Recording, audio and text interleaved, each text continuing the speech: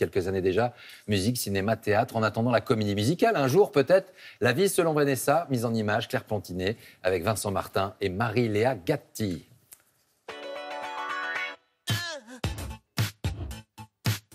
Moi, je recherche les vibrations, autant dans la musique que dans le cinéma. Tiens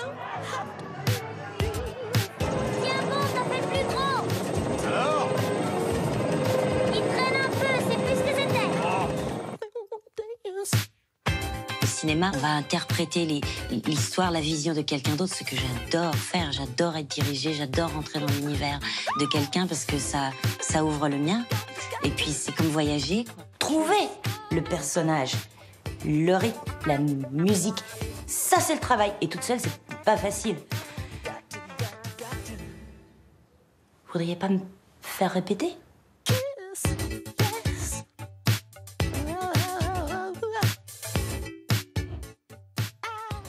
Bonsoir Vanessa Paradis, merci d'être avec nous ce soir, d'être un peu la marraine de cette émission. Pour nous, c'est important, c'est un nouveau départ pour cette saison.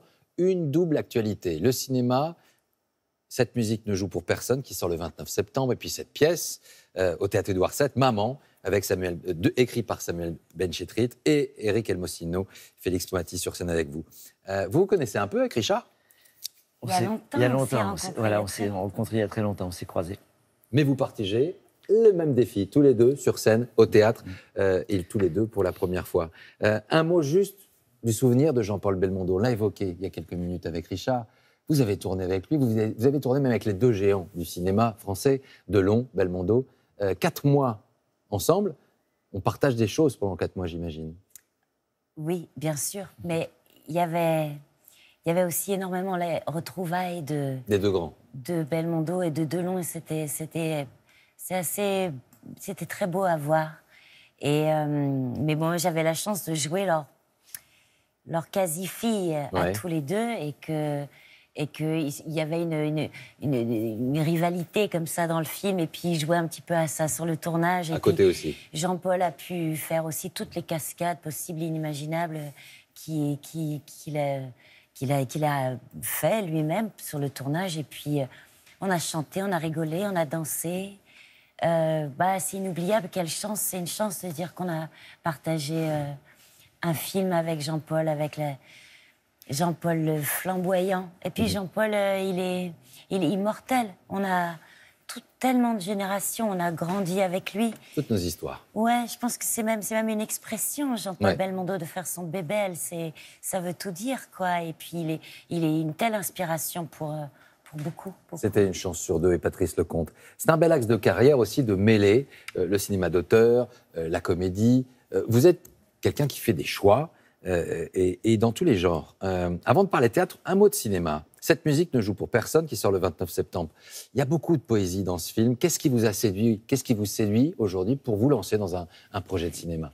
C'est l'histoire, et puis c'est le réalisateur, parce qu'évidemment, l'histoire nous attire, mais le réalisateur ou la réalisatrice, c'est la personne qui va donner le ton et l'angle de vue sur cette histoire. Ouais. Et cette histoire, elle est merveilleuse. Elle parle de gens qui n'ont rien à voir avec l'art et qui vont être touchés par l'art. Et l'art va améliorer, transformer, embellir leur vie. Et c'est tellement quelque chose de vrai, je trouve. En plus, on a été privés d'art pendant longtemps là, ces derniers temps. Et l'art fait vivre, l'art fait rêver, l'art soulage, l'art soigne. Et l'audace aussi, elle paye parfois de faire des choix aussi au cinéma. Je ne sais pas si on paye, on ne peut pas plaire à tout le monde, on ne peut pas mettre tout le monde d'accord. Ce qui compte, c'est d'être en accord avec ce qu'on fait. Et puis, je ne sais pas, ce métier, justement, nous permet de faire tellement de choses différentes, des choses qu'on ne se permettrait pas de faire dans la vie. Si c'est pour jouer sa vie au cinéma, ça n'a pas aucun intérêt.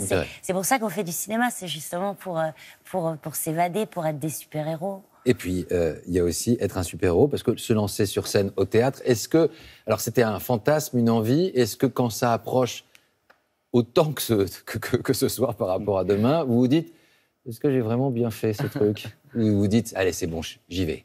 Je ne connais pas comment dire, je ne sais pas ce que le public va penser, mais je suis déjà bouleversée et en amour avec le théâtre. Je ne pensais pas, après avoir arpenté les théâtres avec des concerts en musique, et Oui. j'aime tellement ça. J'avais Oui. peur de trouver la scène sans musique, sans musicien.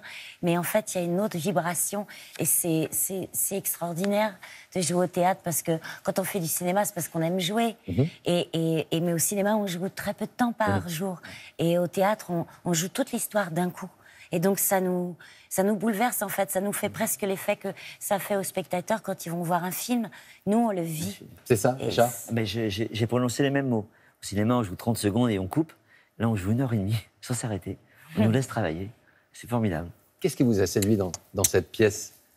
Olysses vient d'arriver, elle sera en live dans un instant, elle s'embrasse avec Vanessa et un Oui, petit j'adore, coucou. On est très j'adore. heureux de la retrouver dans un instant. Qu'est-ce qui vous a fait basculer? Parce que j'imagine que vous avez eu des sollicitations avant. Le texte de Samuel Benchetrit, c'est ça qui a fait que vous avez dit, ça y est, cette fois-ci, j'y vais. Exactement. Enfin, c'est son texte, l'histoire, elle est tellement belle et tellement bien écrite.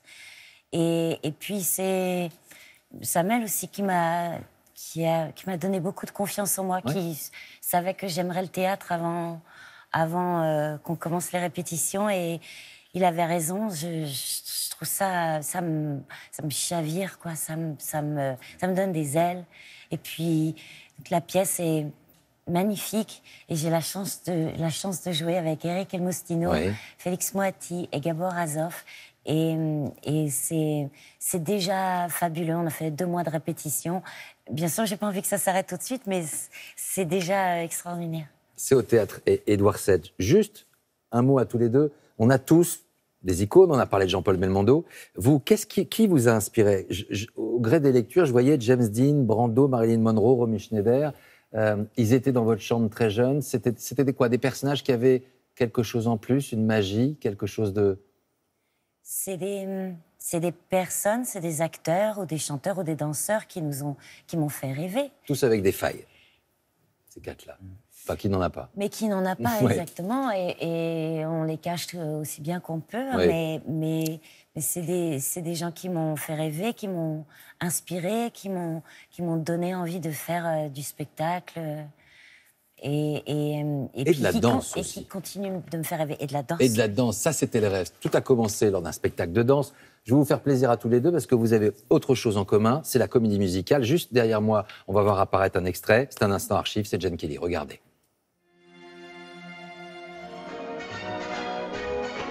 Dancing in the rain.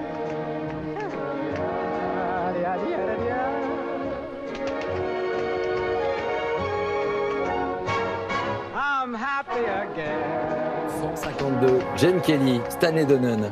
Une danse sous la pluie, une danse de joie en plus. Ça vous manque, ça vous donne envie effectivement un jour d'avoir une belle comédie musicale.